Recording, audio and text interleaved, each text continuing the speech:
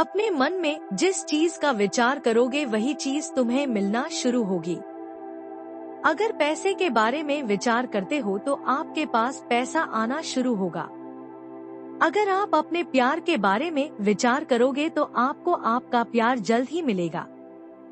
गौतम बुद्ध के अनुसार हम वही बनते हैं जो हम सोचते हैं।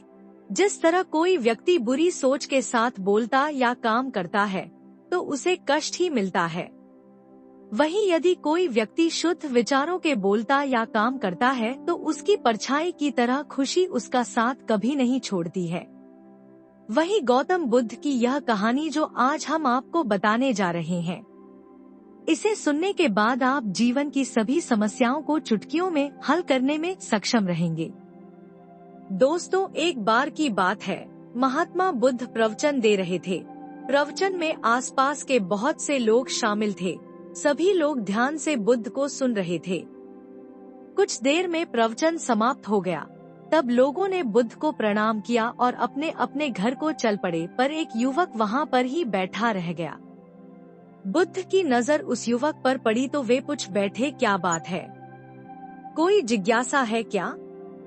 युवक बुद्ध के पास गया और प्रणाम करके बोला, प्रभु, बहुत उलझन में हो, जितना इस बारे में सोचता हूँ उतना ही उलझ जाता हूँ। कैसी उलझन है बातस? बुद्ध ने प्रश्न किया। युवक हाथ जोड़कर बोला, प्रभु, यह संसार कितना विशाल है। संसार में लाखों करोड़ों लोग निवास करते हैं, उनमें भी एक से बढ़कर एक विद्वान, कलाकार, योद्धा। ऐसे में उन सब के बीच में जैसे सामान्य प्राणी का क्या मूल्य है? युवक की बात सुनकर बुद्ध मुस्कुरा दिए। वे बोले, तुम्हारी जिज्ञासा का उत्तर मिल जाएगा, पर इसमें थोड़ा सा समय लगेगा। क्या तब तक मेरा एक छोटा सा काम कर सकते हो? प्रभु, यह तो मेरे लिए गर्व का विषय है कि मैं आपके काम आ सकूं। युवक ने पुनः अपने हाथ जोड़ दिए और कहा, आप आदेश करें।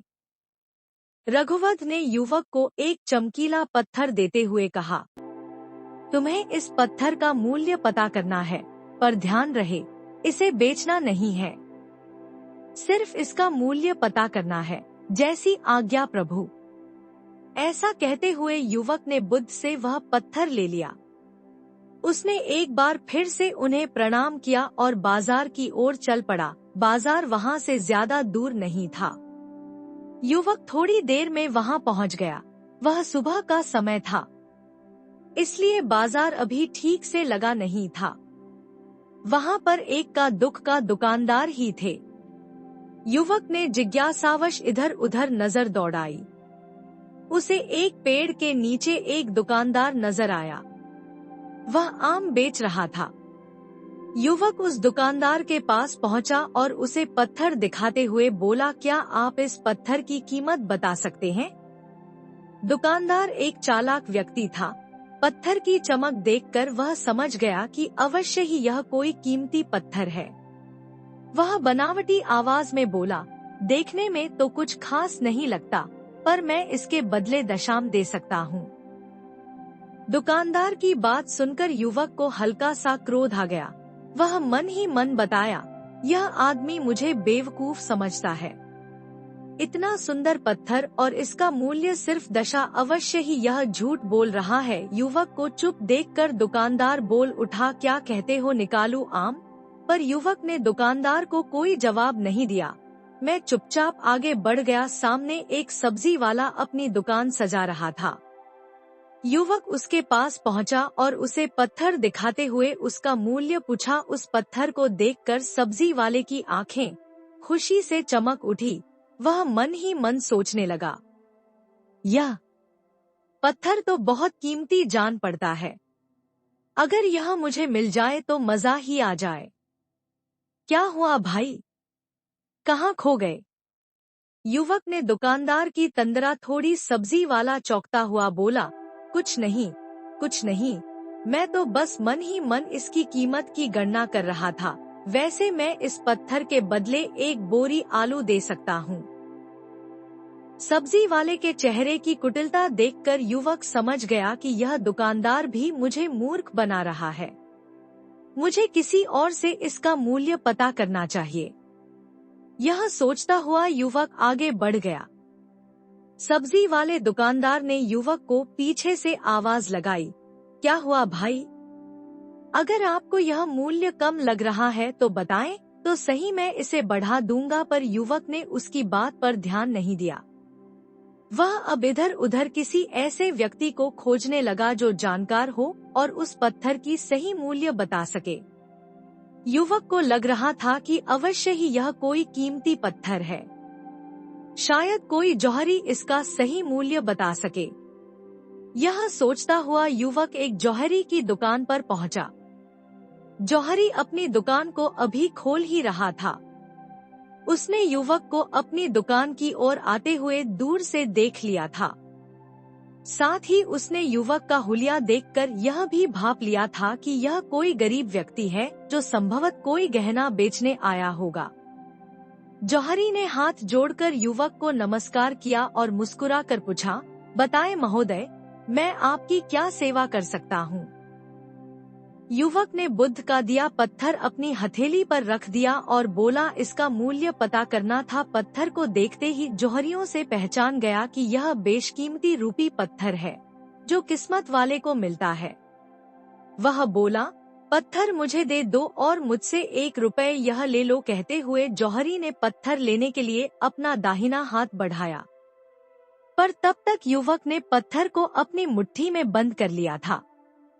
उसे पत्थर के मूल्य का अंदाजा हो गया था, इसलिए वह बुद्ध के पास जाने के लिए मुड़ गया। जौहरी ने उसे पीछे से आवाज लगाई, अरेरू को तो भाई मैं इसके 50 लाख दे सकता हूँ। लेकिन युवक को वह पत्थर बेचना तो था नहीं, इसलिए वह रुका नहीं और दुकान के बाहर आ गया। पर जौहरी भी कम चालाक नहीं था। वह उस अनमोल पत्थर को किसी भी कीमत पर अपने हाथ से जाने नहीं देना चाहता था। वह दौड़कर उसके आगे आ गया और हाथ जोड़कर बोला, तुम ये पत्थर मुझे दे दो, मैं इसके बदले 1 करोड़ देने को तैयार हूँ।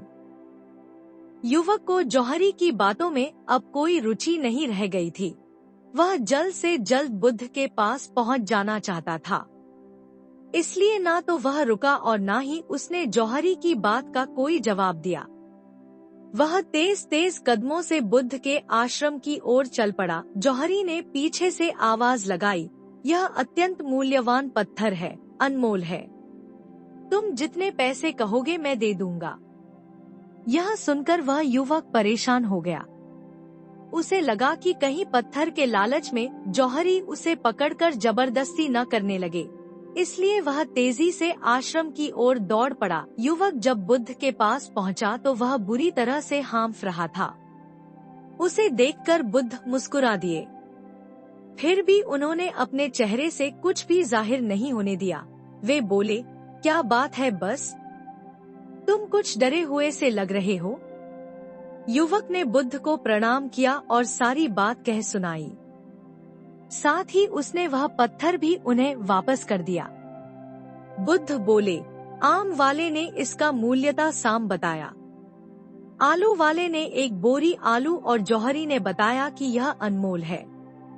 इस पत्थर के गुण जिसने जितने समझे उसने इसका मूल्य उसी हिसाब से लगाया।